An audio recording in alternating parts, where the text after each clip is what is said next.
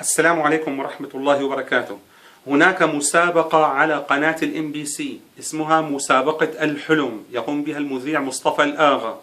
مبدأ هذه المسابقة أن يرسل أصحاب الجوالات رسائل SMS إلى قناة الMBC، يخصم ثمن هذه الرسائل، رسائل لها كلفة كبيرة. بعد أن يخصم تقوم شركات الهواتف بإرسال هذه المبالغ الكبيرة إلى قناة الMBC.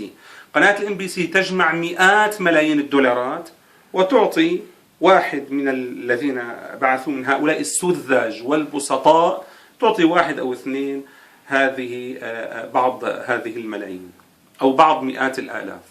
ما حكم هذه المسابقة؟ هذه المسابقة سحت وحرام، وهذه المسابقة ميسر وقمار، ولا تجوز المشاركة فيها بأي حال من الأحوال. اللهم من نشر هذا المقطع فأدخله الفردوس الأعلى وأسعده في الدارين، وبارك له في ماله وأهله وولده يا رب العالمين.